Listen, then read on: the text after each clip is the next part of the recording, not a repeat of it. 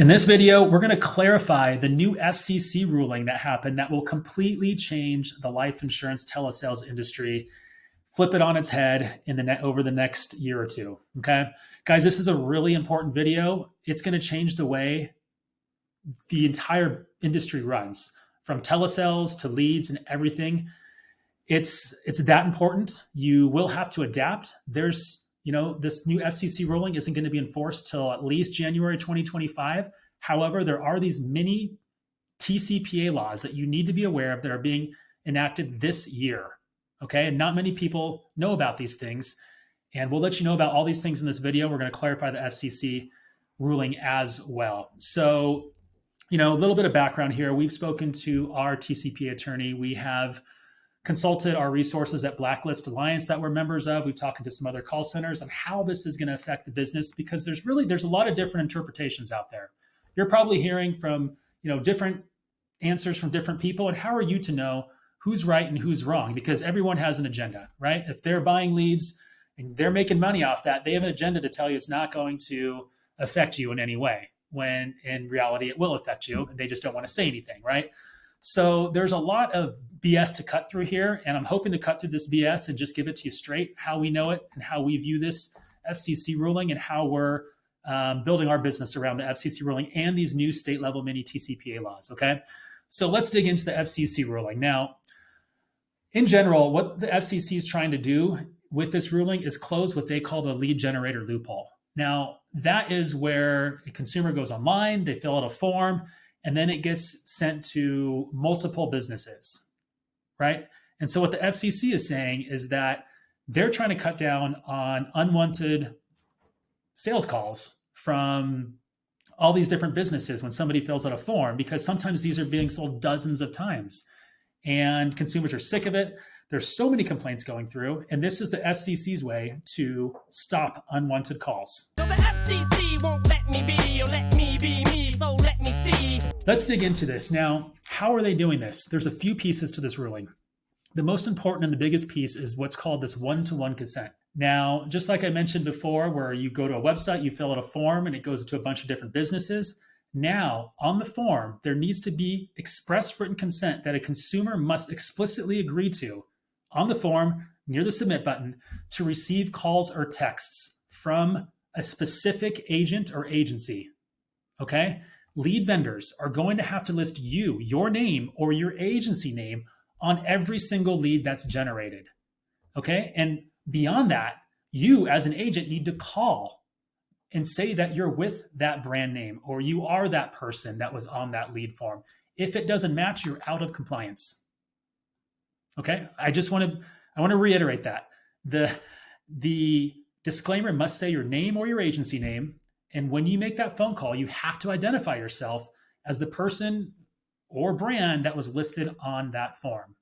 Okay? Now, I've had a bunch of people ask, well, how are they going to even police that? And right, they can't police that. But what you have to be concerned about is people complaining. So when this goes into effect, this is going to be big news in early 2025. And when that happens, these professional litigators out there will be all over it. All they have to do is probably do a search and find a professional litigator and give them the call that you made, and they're going to shake you down. You're going to get some scary, legal letter saying you owe this fine of $2,000 or $3,000. If not, we're going to we're going to do something else. You're going to have to pay that. That consumer gets that money, that litigator makes their money, and that's how it's going to go, because this is a brand new law and they're going to catch a lot of people doing this. It already happens. Okay. TCPA litigation is a big, big thing to sales organizations out there. And, with new TCPA laws going into effect with this FCC ruling, this is going to matter. You have to adapt to this. Now, let's talk about the effects of this ruling. Okay. I'm trying to go as fast as I can. I should probably slow down a little bit, but I got my notes here. I got an outline. So I want to make sure I hit every point here. So let's unpack how this one-to-one consent is going to affect our industry. So beyond having to identify yourself as, the person or the brand that was on the form. Okay. Let's talk about leads. Number one, age leads, they're done. This one-to-one consent effectively rules out all age leads. Stick a fork in them, see you later, goodbye, sayonara, it's done. So, the consent The one-to-one consent is, is paramount, and you can't legally call them unless you're listed on the form. So age leads are done. Feel bad for the age lead vendors that have been here for the last decade or so, but goodbye. And in my opinion, it's going to make life insurance telesales a lot easier for all of us. So I'm going to explain why later on this video. Number two, so a lot of people are saying that shared leads are going to be eliminated from the lead market, right? But it's not going to eliminate shared leads. It's just going to cripple it. What I mean by that is the ruling states that a lead can go to multiple businesses if the consumer manually selects them on the lead form. Okay, so consumer has to, we'll see if, XYZ agency, your agency, ABC agency, and they have to manually check those boxes before they click the submit button, before, for a shared lead to happen. Okay, how many are going to actually do that? Say that they want to be contacted by multiple businesses. I don't think many will. So, it's not going to eliminate shared leads, but they will be more expensive. And who knows if they'll work or not. We'll see when the time comes. Okay. The next thing for this one-to-one consent, right? How this is going to affect life insurance telesales. This will effectively make live transfers and pre-qualified callbacks much more expensive. And in my opinion, it's going to kill the third-party live transfer, the overseas live transfers that independent life insurance agents get specifically in final expense. Let me talk through that real quick, because if you're buying those overseas live transfers for 25 to 40 bucks a call, and with a 2-minute buffer, all that stuff, guys, they're not calling compliantly on leads. Okay, they're going to have to get one-to-one consent. And here's the thing, they're not going to get one-to-one consent, and they're still going to offer you these transfers, but they're going to be illegal, and you're going to pay a lot of money in fines if you work these leads starting in 2025. Hear me out here. So part of this FCC ruling is laying the burden of proof of a one-to-one consent. Like if somebody complains, it's not the lead vendor that has to prove it. It's you, the agent, the person, the salesman that has to prove that. So when you buy a lead from a third-party overseas call center, a live transfer, they have no, the FCC or attorneys, nobody can go after those overseas call centers. In fact, they have to go after you. And so the message should be out there that no agent should buy live transfers or pre-qualified callbacks in 2025, because those overseas call centers are going to keep doing what they're doing and try and transfer the poor agents out there that are going to be buying uncompliant data, uncompliant transfers. Okay. So it's going to kill it. And when that time comes, there needs to be a message across the industry that you cannot buy them. You are putting yourself at risk. All right. So that doesn't mean live transfers are going to be gone from the industry, though. So if you want to continue taking live transfers, you're going to have to partner up with an agency and use their brand. So let's talk through that for a second. So that's a big question that we're getting as well. If you're a brand and you can have multiple people make calls, so that isn't explicitly addressed in this FCC ruling. So, but I mean, if you think about it, let's just say you filled out a form at Dell Computers, and for a computer, and you get a bunch of calls from sales associates, right? But they're all employees of the company. They have the same email address, website, phone system is all connected and all that stuff, right? They're part of the Dell brand. Those different people can call because Dell was on that one-to-one consent form listed on the web form, right? The same applies to us, okay? If you are an agency, you have a brand, your agents have that brand as their email, they're answering the phone as that brand, you're all good here, okay? Multiple agents can call on those leads. You can spread them around your office.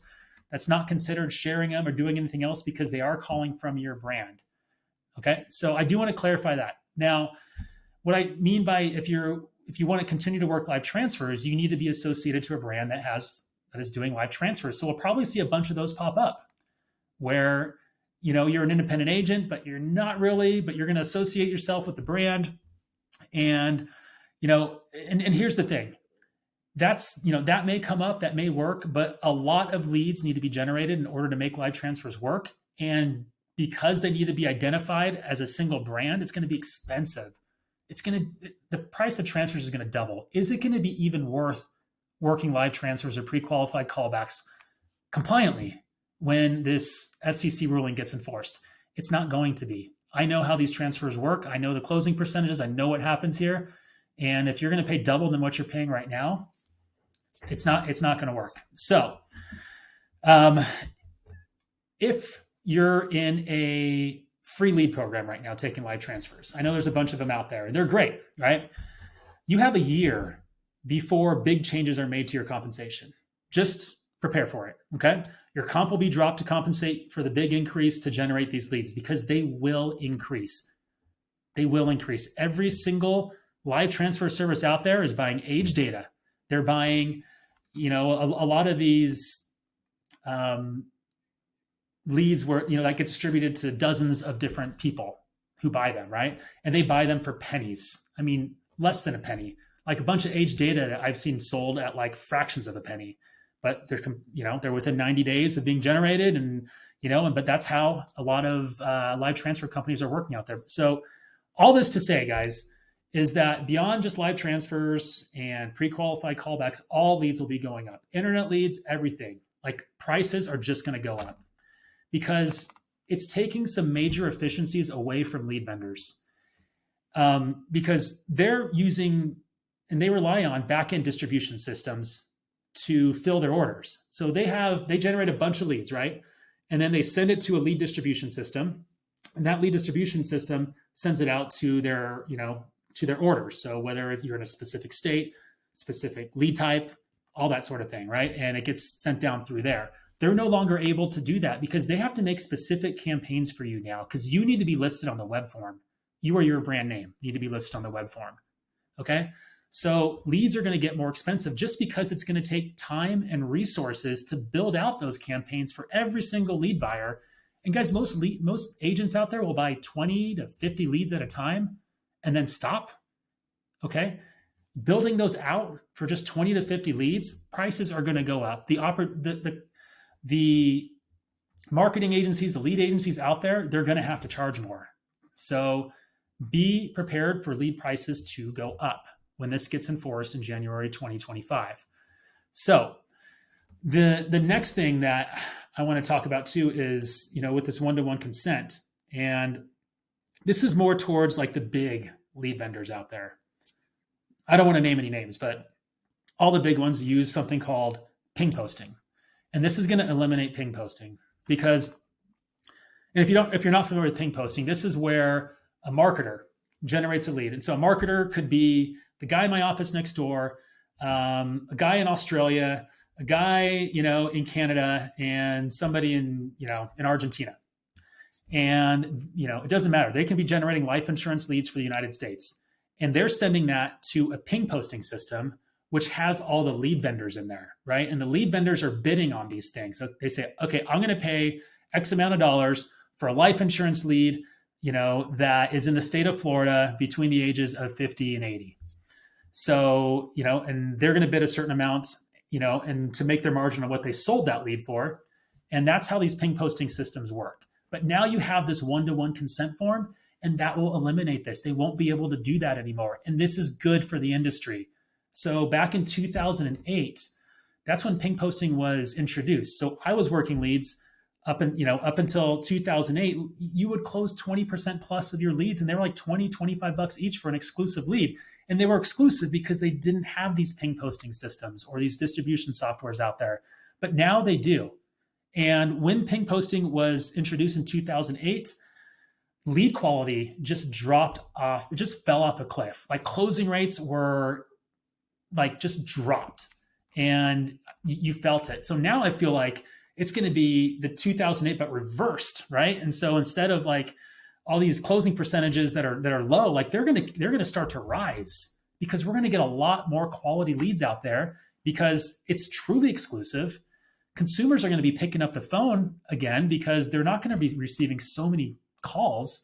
I'm sure it's going to take some time for that to go, for that to happen, but it's just going to result in a better, higher quality lead overall. And I remember how it was pre-ping posting, and it was really good. So I'm excited for these changes. I think the industry should be excited for these changes.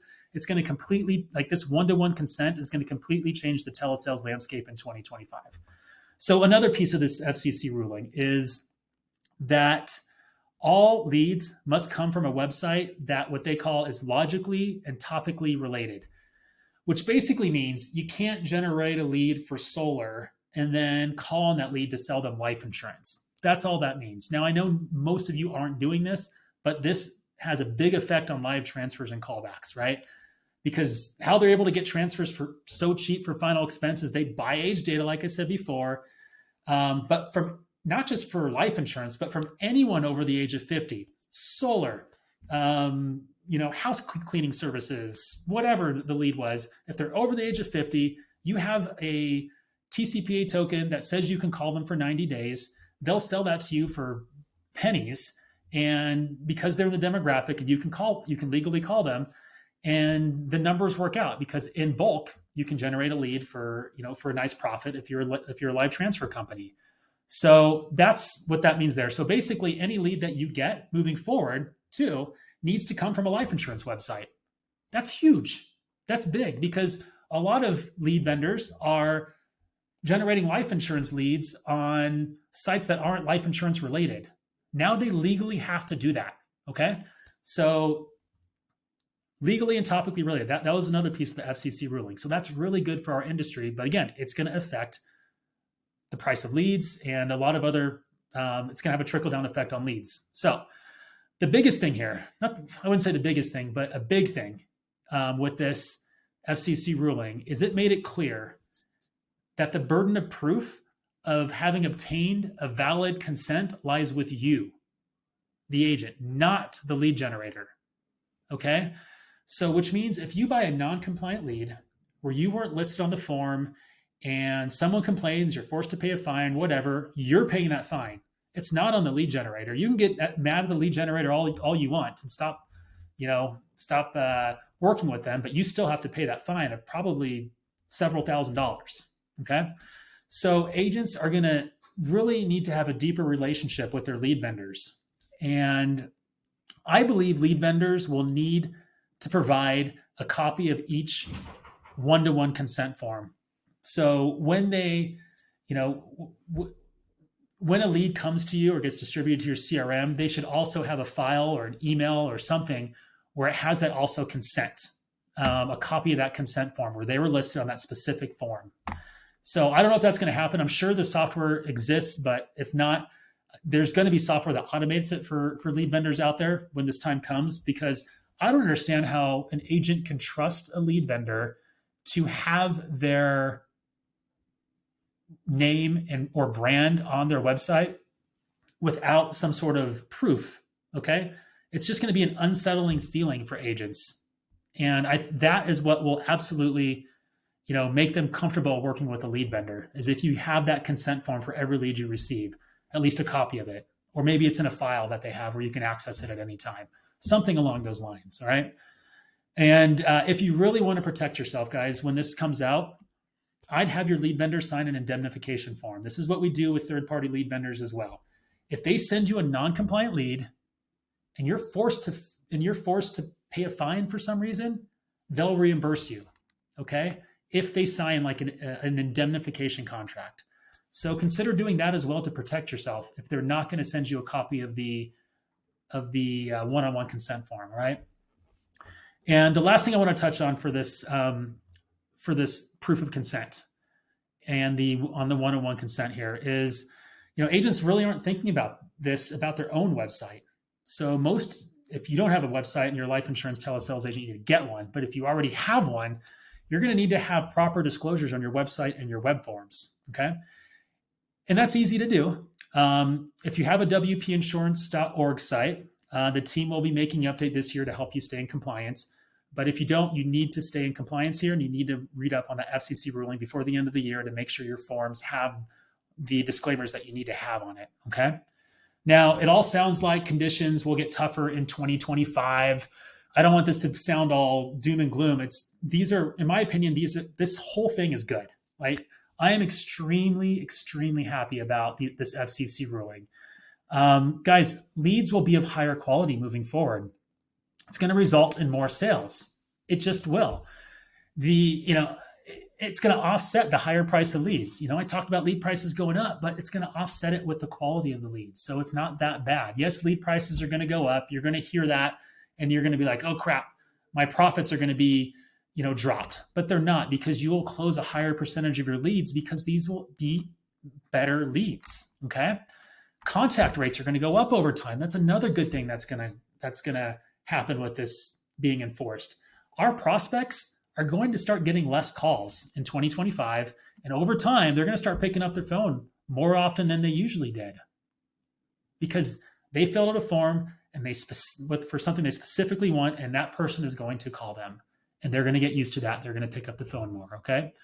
So guys, I love this FCC ruling. It's great for consumers.